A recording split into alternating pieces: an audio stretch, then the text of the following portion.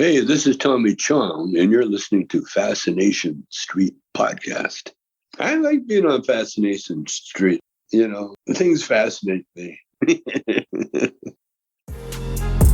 Yeah! AV in your ears. That's Ambush Van giving you this audio visual down the most interesting street in the world. With my boy Steve, Fascination Street. You already know. Let's get it. When you whip in the Fascination Street, what do you... Welcome back, Streetwalkers. This episode is with Beau Button. Beau Button is the co-founder and CTO of Atlas Reality Inc., which is a super interesting virtual reality space. We talk a lot about that. We talk about the differences between Web 1, Web 2, and Web 3, and we try and define those a little bit. We also talk about what brought Beau into the computer space, and then we talk a lot about his company, Atlas Reality, or Atlas Earth, and the area of the internet that resides, and what he looks to gain out of that, and what he looks to give out of that. We talk a lot about the income that is earned off of you as an individual on the internet, how some of that might be returned to you as the customer/product. That's a messy way to say that Atlas Earth has some really cool ways of giving money back to its users. So we talk all about that. Beau Button, again, co-founder of Atlas Reality, CTO of the company, and let's get to know this dude right now, shall we? This is my conversation with Beau Button. Prepare to be fascinated. Prepare to be fascinated. Prepare to be fascinated. Welcome to Fascination Street podcast, Beau Button. How you doing today, man? Doing great, sir. How about yourself? I could complain quite a lot. I'm not going to, but I could. So before we get started real quick, just a couple of, household rules or whatever. There's 2 rules on Fascination Street podcast. One of them, you must say the word shit more than once. The second rule, you can only say the phrase a multitude of reasons one time. Deal? Excellent. Deal. Those rules have never applied to anybody at all, ever. I've never said that before, but in listening to tons of interviews, getting ready for today's episode, I have noticed that you say shit exactly only one time per interview that you're in, and you say the phrase a multitude of reasons probably a dozen times. So we're going to stop that today. Got it. Sounds like a plan. All right. Now, Beau, what I like to do is I like to start from the beginning. It helps us understand how the guest got from where they were to where they are. So where were you born and raised, man? Where'd you grow up? I say New Orleans, but technically it's Metairie, Louisiana. It's just to the west of New Orleans. A few years ago, my wife and I stumbled upon a statuary, right? Let's just call it a gravestone. It is called the Angel of Grief. Have you ever heard of this? I have not, no, sir. Okay, a long time ago in the 1800s, there was a New England lawyer named William Story. He was madly in love with his wife.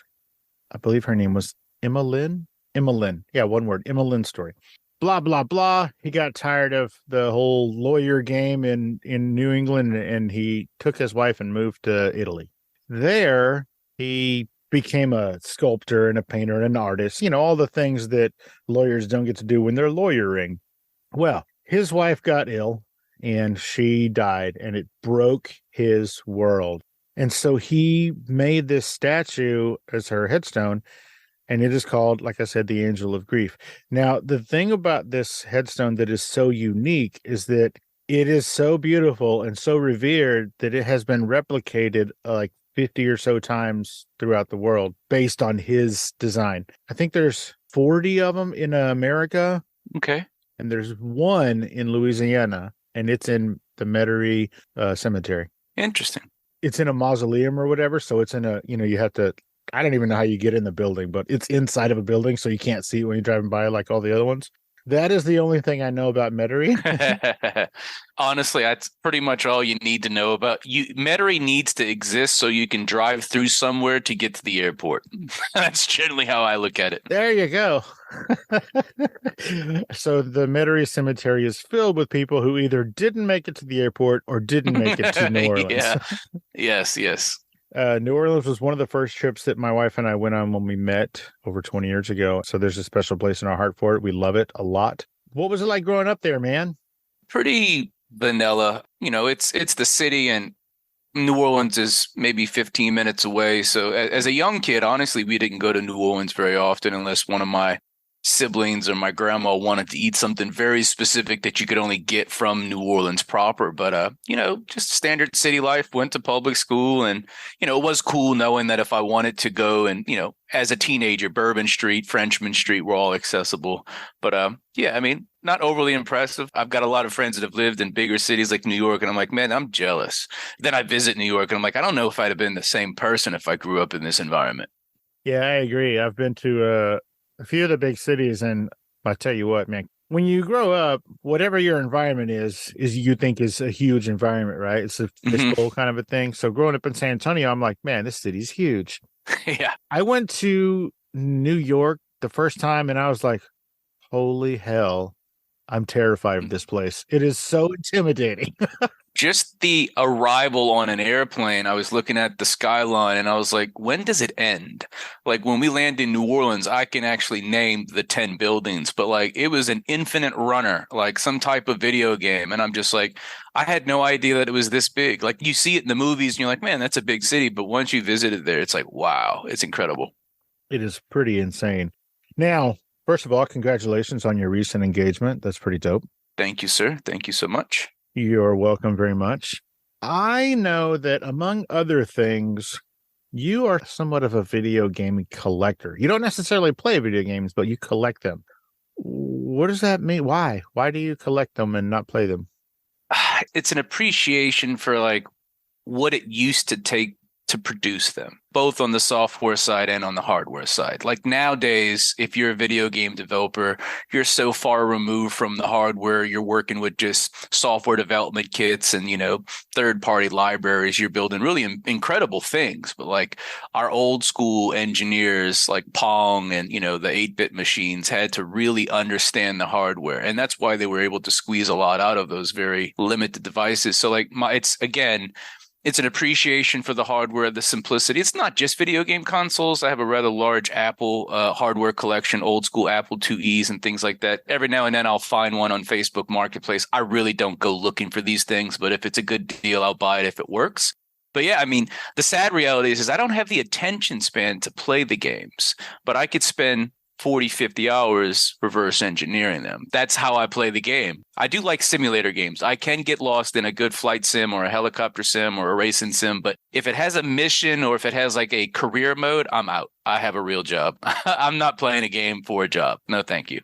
I find it super fascinating that you don't really have the attention span to play video games, and we'll find out why in a minute. But first, I want to talk about the Piggly Wiggly. You used to work at the Piggly Wiggly? I did, yeah. I honestly don't know if it's just a Southern chain. I've only ever seen them in the South. So in Metairie, there was one. It wasn't always a Piggly Wiggly. It was a local family-owned grocery store that was taken over by a franchisee, and it became the Piggly Wiggly when I was, I think, 15. And I remember driving through the shopping center, and they had a sign that said hire. And then, at 15, I think I had a worker's permit. And prior to that, I was cutting grass with a good friend, making good money. It was a good gig, but cutting grass in 90-degree weather, 90% relative humidity. There were things I'd rather be doing. And this is before I really learned how to really monetize my, technical skills. So yeah, I started working at the Piggly Wiggly, stocking shelves, and eventually moved into doing the rotisserie chickens, baking the French bread, on Sunday mornings. And I think I did that for about 1.5 years, 2 years. And then finally I got a break and was hired as a software engineer at 16.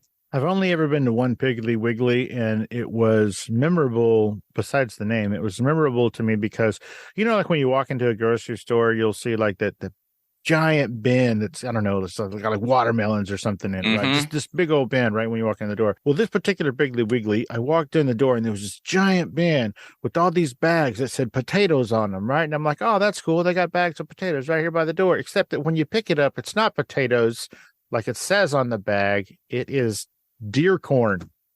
Oh, my. Still on the cob, by the way. I was so confused. Which state was that one in? Whatever that one where Bill comes from. Arkansas? Okay, that would make sense. Yeah, I know there's one in Alabama where my sister lives outside of Hoover, and they definitely, it feels very different. Honestly, it's a newer Piggly Wiggly. I didn't even know they were still building Piggly Wigglies, and when they said they had a brand new Piggly Wiggly, I was like, you are mistaken. But no, sure enough, it's a very new Piggly Wiggly, and when you walk in, it's very luxurious, and that's not what I remember working. It wasn't a bad place, but it was definitely, had a southern grime to it. To be fair to Piggly Wiggly, this was nearly 30 years ago. I'm sure it's not the same experience. Yes.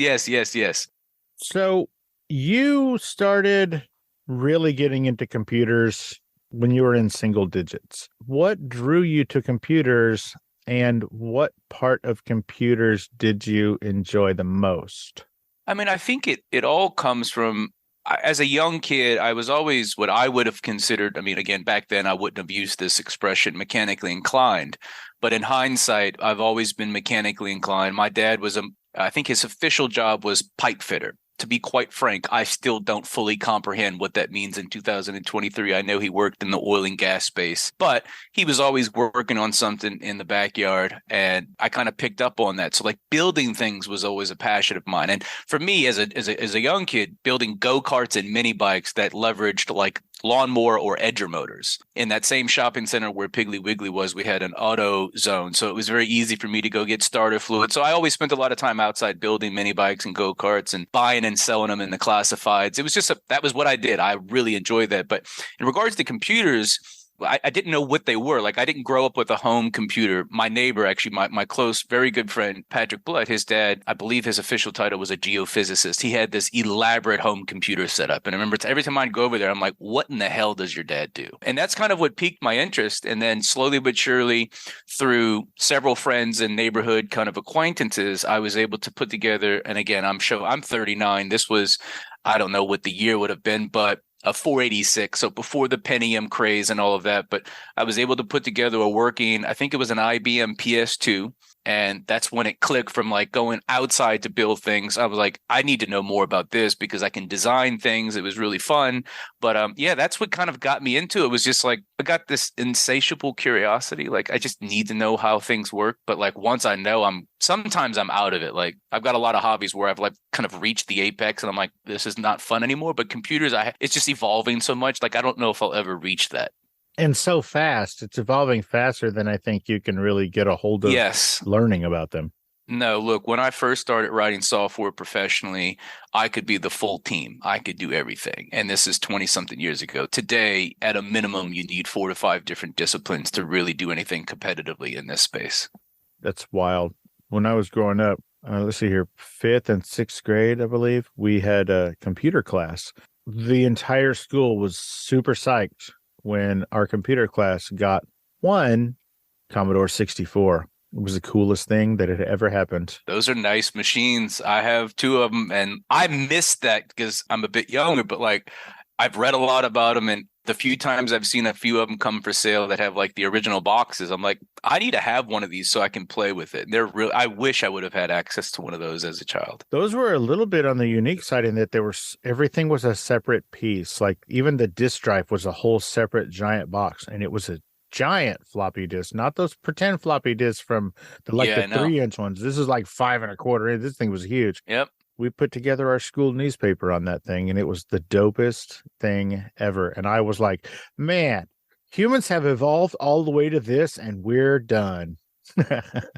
Yeah, I mean, look, when I first got high-speed internet and, started using the internet and learning how to build web applications, not just software on the PC that was kind of disconnected, I had that same kind of revelation. I was just like, man, this is going to change lives for better or for worse. Now, I never thought that my refrigerator would have Wi-Fi or any of this. Quite frankly, I wish none of that had Wi-Fi. I wish we could claw that back.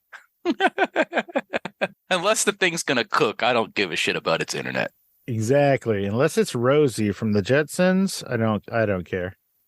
Yes. So you actually got your first real job in the computer space when? I believe the age was 16. I might have been like right when I turned 17. My resume was posted on monster.com, which at that time in like, I guess 95, 96, 97, again, I'm terrible with numbers, but was like the de facto standard for tech jobs. I guess today indeed.com would be the equivalent. But I remember writing a one paragraph.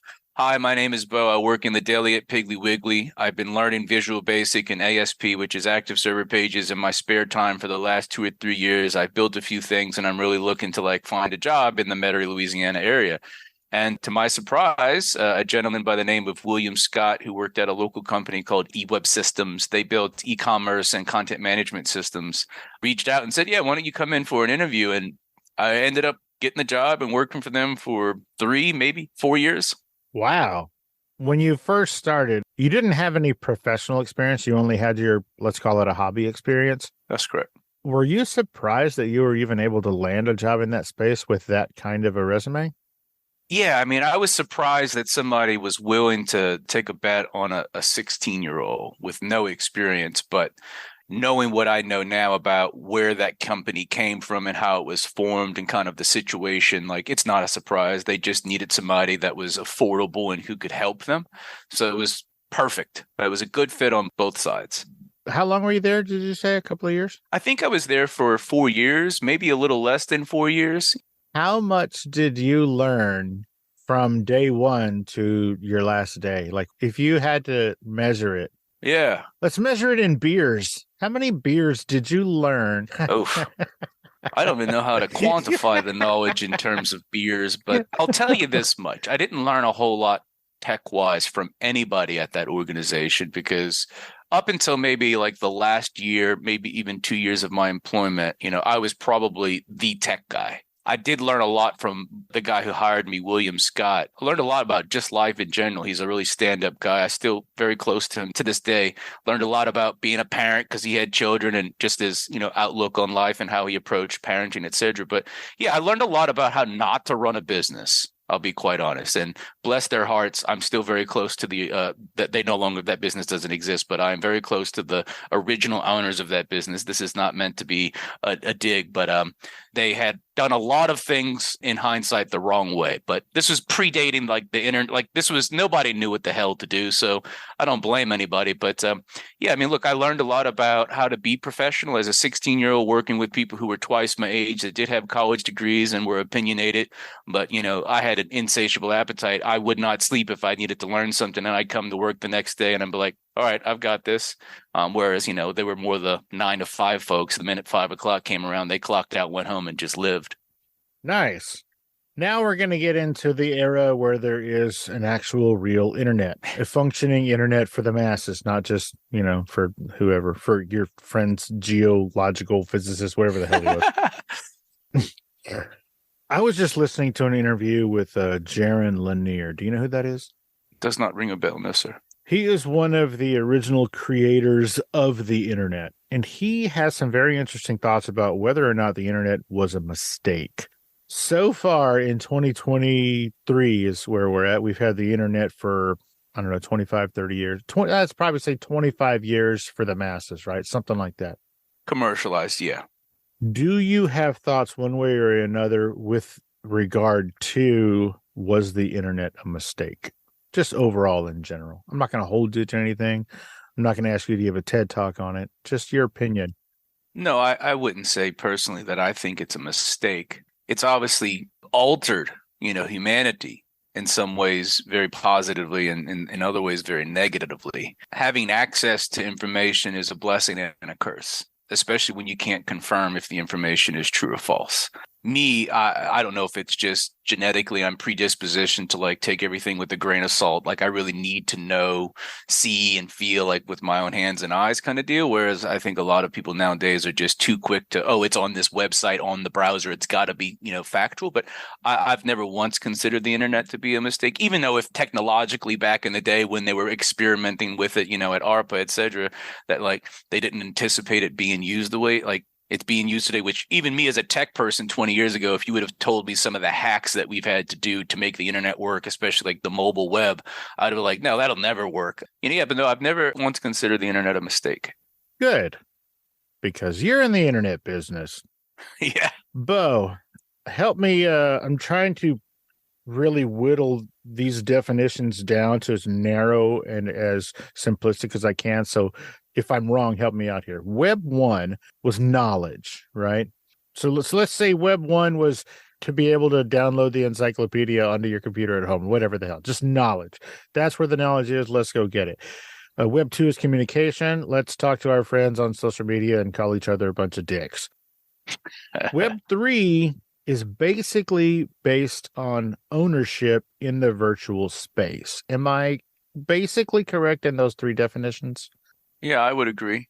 I like the term equity. Like, what does ownership really mean? Like, like you said, Web 1 was information. We could access it freely. We didn't need to go check out a book. We could type something into Google and, for the most part, find something about a specific topic.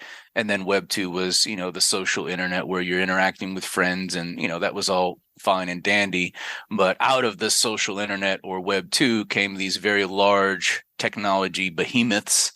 They make a lot of money, and the way they make a lot of money, in my opinion, is quite scary. They know a lot about you, probably more than you know about yourself, things that you do, just habits that you're not even aware of. And they're able to leverage that to, honestly, not even influence, to drive you to some degree to do specific things, buy specific things, eat specific things. And that's scary in itself. But like, at the end of the day, they make a lot of money, and their services or products are free, and you are indeed, being taken advantage of. So this equity I speak of is I think as a whole, content creators, people who are publishing content on the internet, even the consumers that are just playing games and doing things casually on the internet, they should have some piece of the pie. Now, we can go into whichever direction you choose. Is Web3 coupled to the blockchain? Is it based on cryptocurrencies, et cetera? But yeah, Web3, I always talk about, or I try to talk about it completely decoupled from any of those crypto-related conversations. And why do you prefer to view it in terms of the decoupling? Look, there's nothing in the blockchain, or there's really nothing in the Web3 vision that I have in my head that requires the blockchain or cryptocurrencies. I don't disagree that, our banking system, the centralization has its flaws, but like every attempt to decentralize, quite frankly, anything has kind of failed for one reason or another. I'm not against decentralization, but I'm not a champion for it. Like, I'm perfectly content with the way things work now and understand like the inadequacies, and we'll continuously improve it. But I just don't see anything in my Web3 vision. Like I say, it's just the evolution of the internet, equity, and letting people kind of, let's reward them for what they're doing and the data that they're producing, et cetera. And additionally, like, Web 2 was built on equally fascinating technologies, but we never included them in the conversation about Web 2. Like, no one really ever talked about MySpace and, let's say, PostgreSQL or MySQL, which is, relational database product that a lot of companies use behind the scenes. Like, we were never like, oh, hey, look, this is MySpace, and it's, built on this new, database or new web server or new programming language. Web 3 may very well at some point require some things from like the blockchain, like, for instance, being able to verify ownership in a distributed and fully transparent way. That is something that makes a lot of sense. And I do think that's the piece of the puzzle where the blockchain's going to really fit in nicely as we earn things in these games, or earn things in these, apps. Like, even Starbucks is trying to leverage NFTs for rewards. It makes sense to leverage a public blockchain and have a wallet that says Beau Button owns this. And if I want to sell those rewards, I can. So I do see there's a dovetail, but like, from an end user's perspective, it's not a requirement. Got you. You keep saying equity and in terms of ownership. Why do you feel the end user should have equity in anything? Look, my end goal here as a technologist, I don't know if you've had an opportunity to play with any of these new artificial intelligent products that have hit the market. ChatGPT, they've got the new GPT-4 model that's come out, but I can kind of see the writing on the wall. I don't think we're going to be replaced as engineers in our entirety, but there are a lot of professions. And this is not just AI. We're talking about automation, basic robotics. We're not talking about like massive breakthroughs in innovation. It's just slow, steady innovation, like on the food service side of things. Well, can we make robots that flip hamburgers? Yes, we can. Can we make robots that assemble? Yes, we can. And McDonald's is already doing this in Texas. His name is Flippy. Flippy the robot. Well, if you let the internet name him, it'll be Flippy McFlipface. But we do need to figure out, as a parent of 3 teenagers, I do see at some point in time, a lot of the entry-level jobs will go away. I don't know any kids today that are in the age where cutting grass would be appropriate from like a safety perspective, their parents' comfort level, et cetera, that are actually cutting grass. That was something that I did, and we made really good money. But like, what are these kids going to do? And if you go on the internet, if you're, heaven forbid, you're on TikTok, that's a no-go for me. That's a no-go for all of my children. I have a 15-year-old son who I'll let on Facebook, but definitely not on Instagram. But like, if you go there and if you don't have a parent who's kind of steering you in one direction, and I'm not steering, not force. I'm a very hands-off person when it comes to that. But they're being force-fed this illusion that you could be a social media influencer, you could be a professional video game player, not a developer, a person who plays. And that's not false, but like statistically, it's not likely either. So like, what are they going to do? So Sami and I, my partner in Atlas Reality, we're genuinely trying to figure out like, and again, it's passive income. This will not be your full-time job. Like, I don't know how we could solve it completely, but like, I'm convinced that we're going to have a lot more people with a lot of free time that are going to need to earn some type of cash. And that's what we're trying to figure out. Hey, Streetwalkers, here's a word from our sponsors. Let's get back into it. So let's talk about Atlas Reality. Yes, sir. First of all, what did the company used to be called and what did the company used to do? So we started off as Cerberus Interactive, the 3-headed dog from Greek mythology.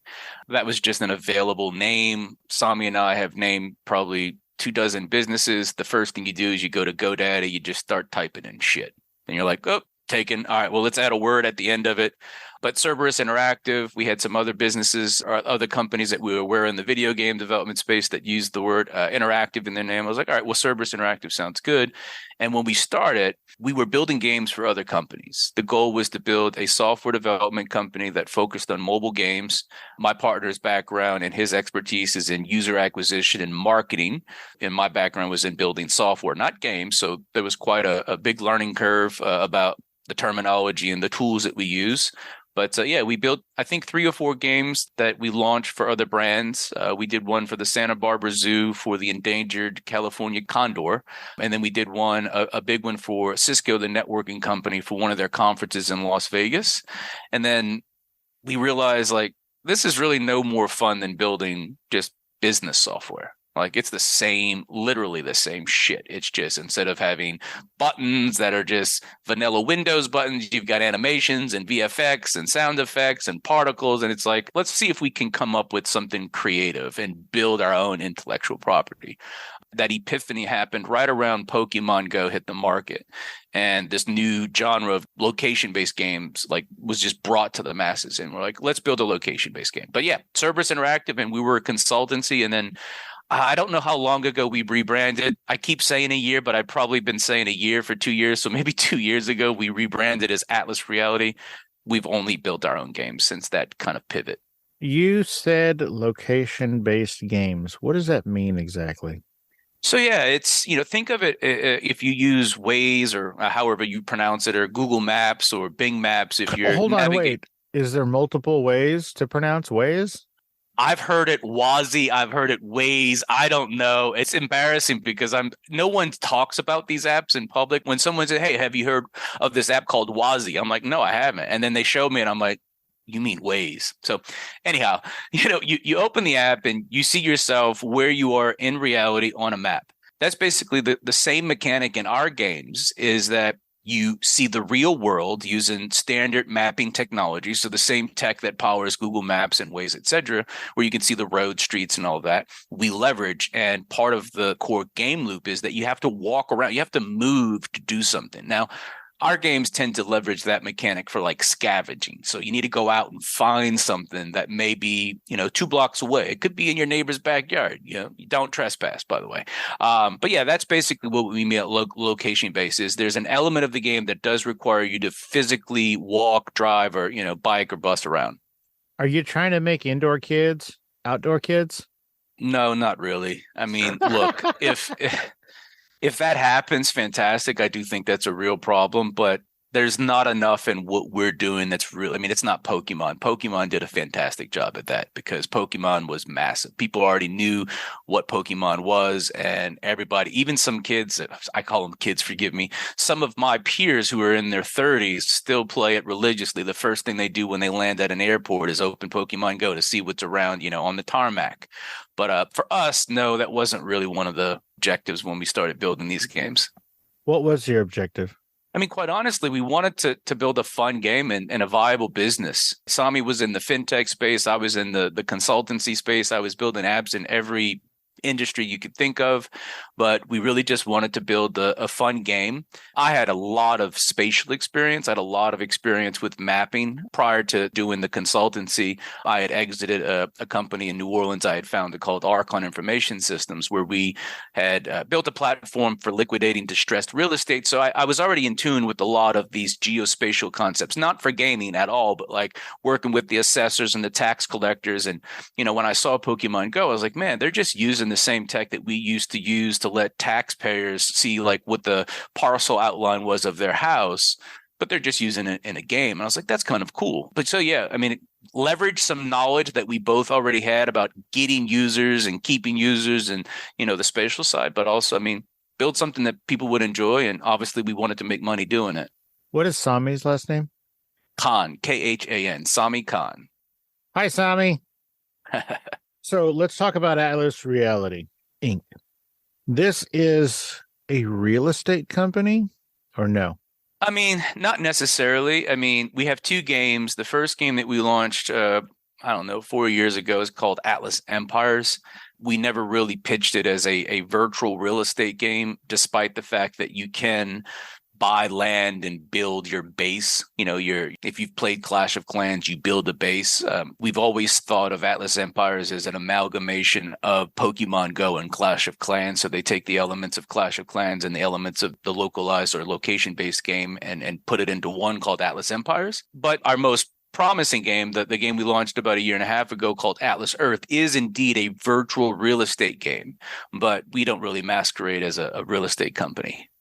Okay, so I know that some of your users, well, ideally all of your users can make, like you said, small amounts of passive income. How would they do that? Are they charging rent on these properties? And if so, who's renting them and for what purpose? Yeah. No, it's a good question. The inspiration for this game was indeed heavily based on what we were seeing in the Web3 space, specifically with virtual real estate.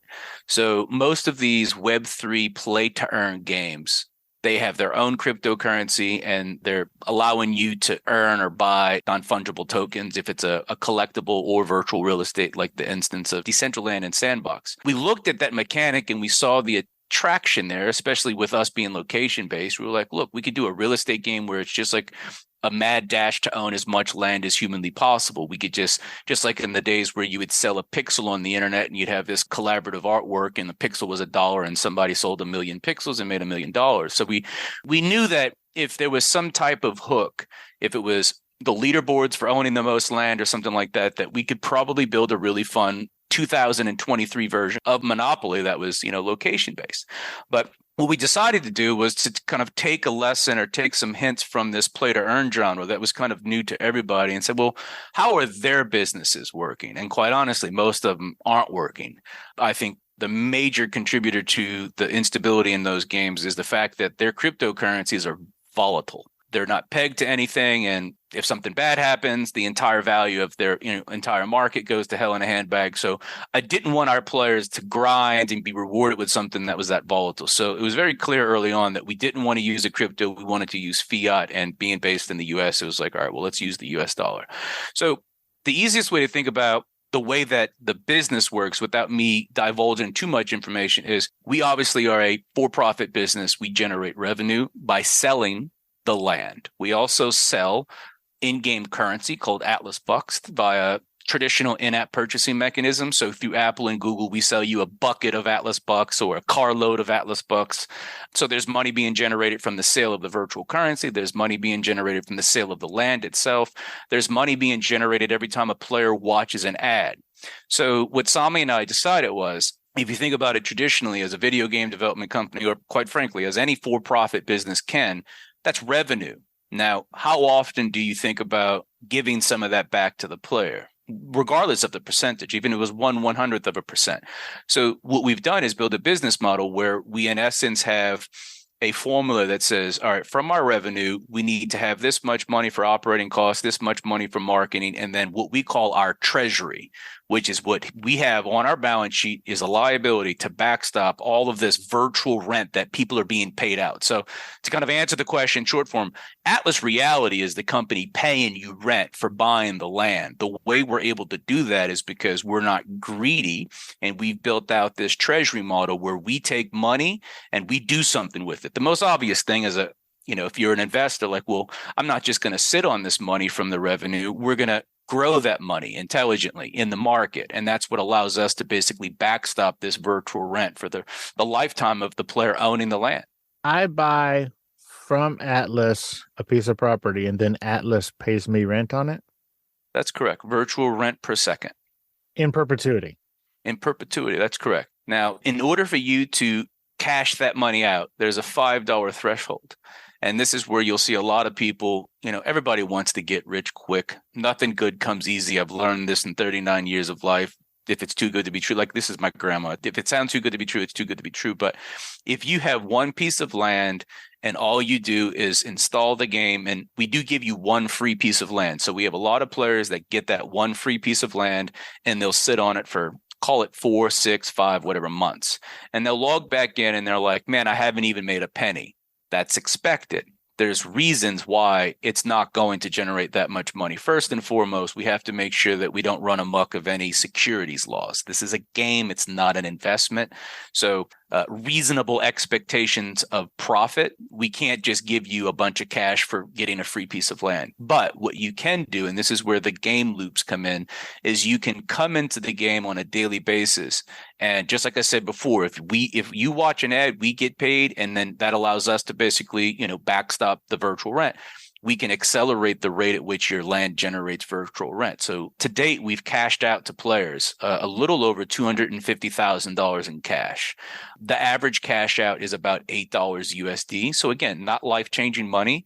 Honestly, in most markets, it's 2 gallons of gas, maybe a gallon of milk, maybe a pack of cigarettes. But we have a lot of players that's all they're really looking for. We do have players that have cashed out $50, $60, $70, but these folks, and in some instances, they are indeed disabled. Some of them are veterans that are like, anything I can do to make some extra cash, I'm going to do it, because you have to grind. You have to watch a lot of ads. You have to participate and grow it. But yeah, that's basically how it works. Nice.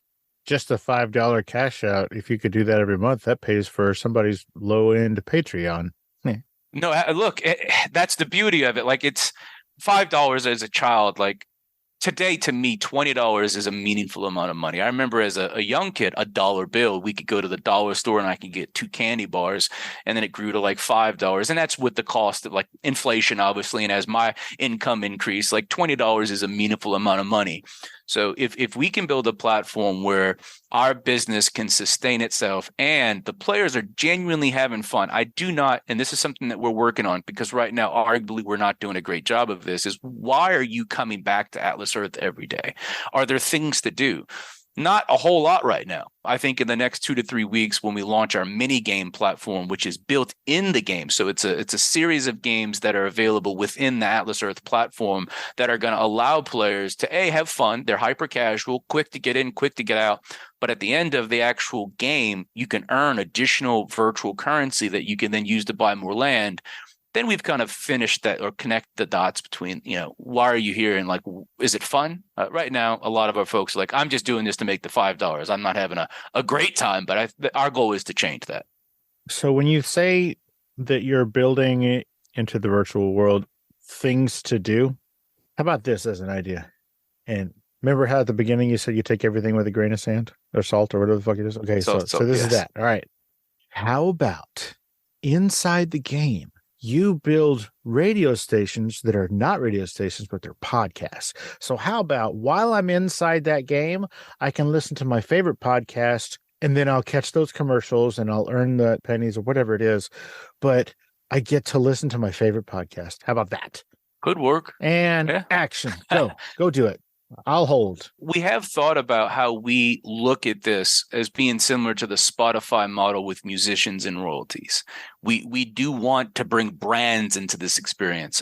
We're probably one of, if not the only, virtual real estate company. I hesitate to use metaverse because it's what the hell is it? And it's a little overplayed now, but we're one of the few, if not the only, companies that have real contracts with brick and mortar brands: Burger King, Popeyes, Jamba Juice, Auntie Anne's Pretzels, Salad Works.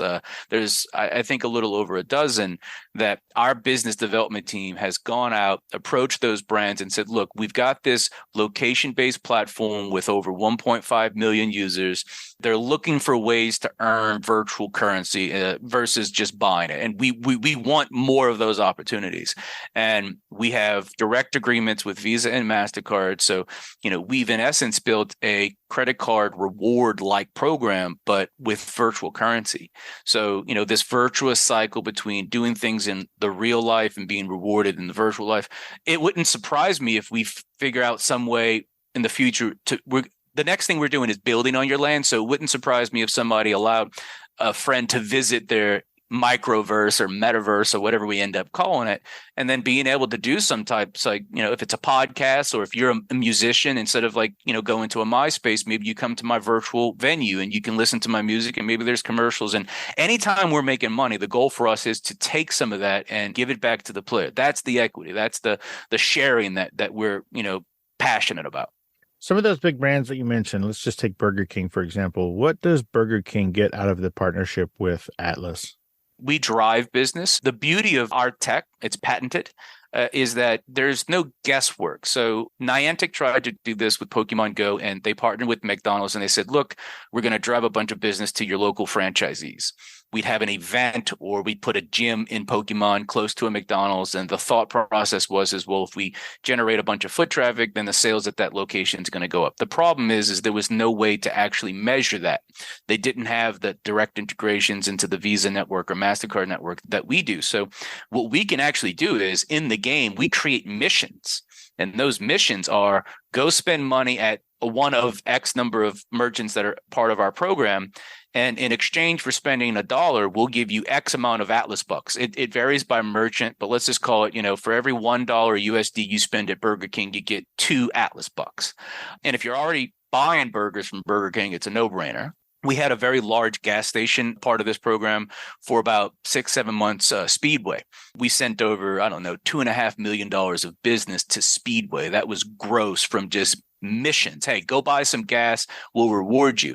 So again, it's meeting your customers where they are. I can't say that every brand is going to make sense in our game because of our demographic, but on average, we see about, I think, 20 sessions per day per player. So if you're coming into the game and we can get in front of you, and a brand can get in front of somebody and convince them to go, spend some real hard-earned cash at their brick and mortar business, it's good for those brands. So again, it's just, we're driving business from a virtual kind of platform into a real brick and mortar business. And the best part of it is that it's not subjective. At the end of the month, we know how many people went and how much money they spent, and we send an invoice to those brands and we get a percentage of that actual profit. Nice. If I understand correctly, you are currently building a game that will leverage NFTs in the game space in a very unique way. Are you able to tell me any bit about that?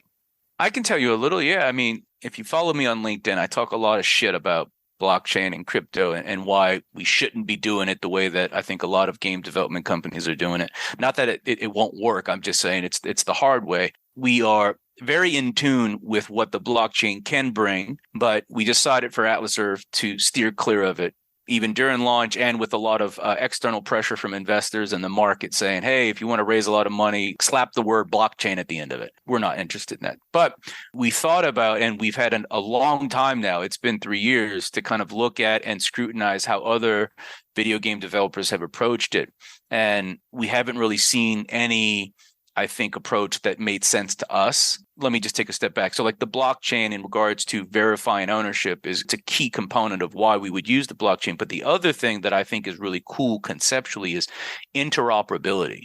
So earning something in a game that has meaning maybe potentially in another game. I'm not saying you take your bazooka from game A and bring it over to this other game B and, just decimates everybody who plays it. But Sami and I have a provisional patent, several provisional patents actually, on a novel way to leverage NFTs in games that makes it practical for the economics to work across games. So we are building a game that right now is called Atlas Mars.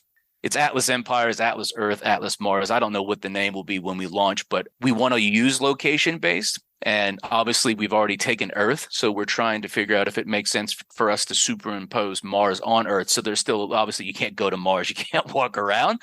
But we're thinking about building the next game entirely on the blockchain using some of this new patented technology that we've been working on. You hear that, Elon? Bo thinks you can't walk around on Mars. I would very much like to go to Mars, and much like Elon, I'd like to die on Mars, just not on impact. Yeah. Love it. What do you think is the future of Atlas? I think realistically, we will become a licensed, insured, and fully regulated financial company. Really? Our goal here, if not behind the scenes, we're going to build games. We know where the money's being spent.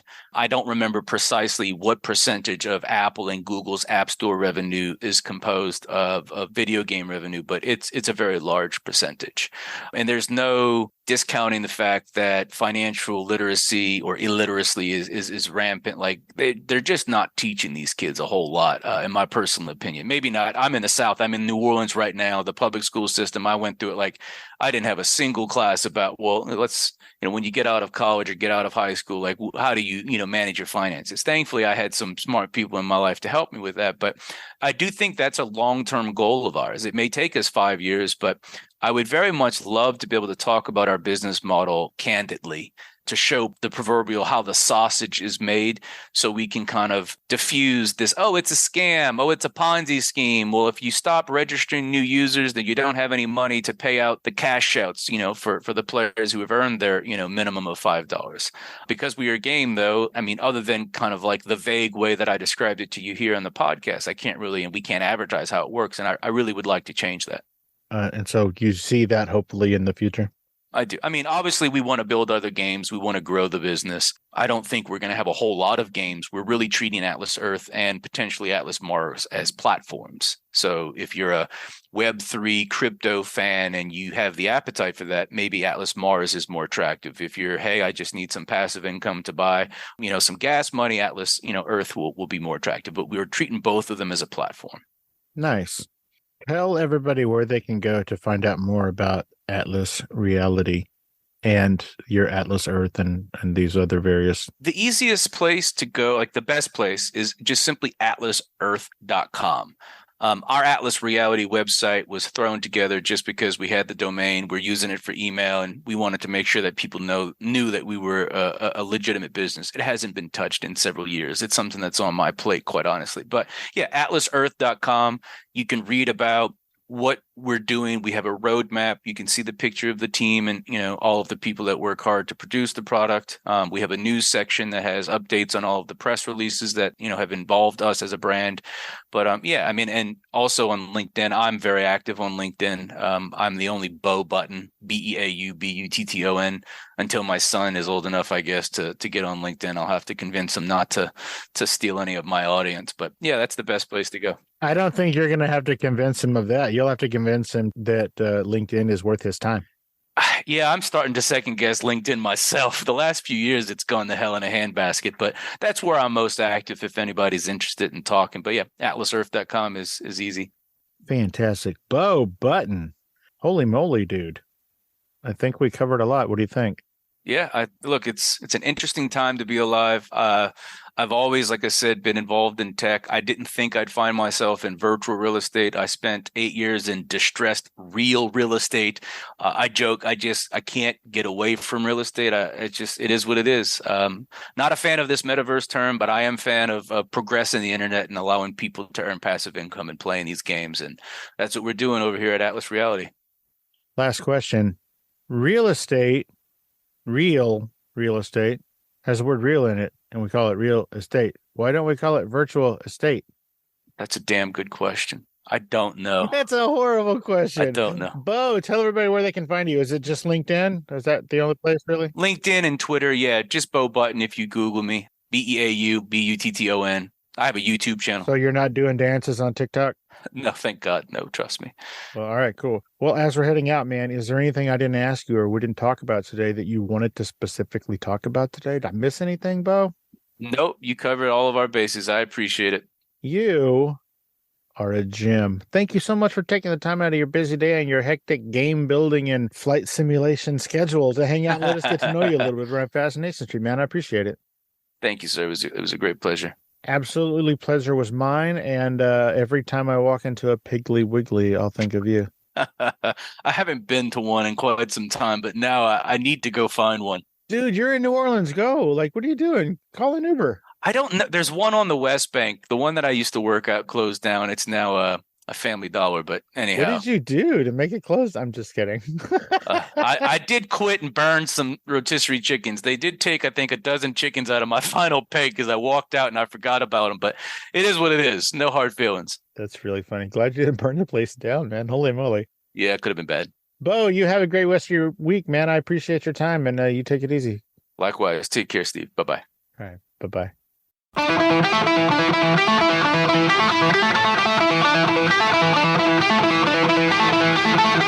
Opening music is the song FSP Theme, written, performed, and provided by Ambush Vin. Closing music is from the song Say My Name off the 2021 album Underdog Anthems, used with permission from Jax Hollow. If you like the show, tell a friend. Subscribe and rate and review the show on iTunes and wherever else you download podcasts. Don't forget to subscribe to my YouTube channel. All the episodes are available there as well. Check me out on Vero at Fascination Street Pod and TikTok at Fascination Street Pod. And again, thanks for listening.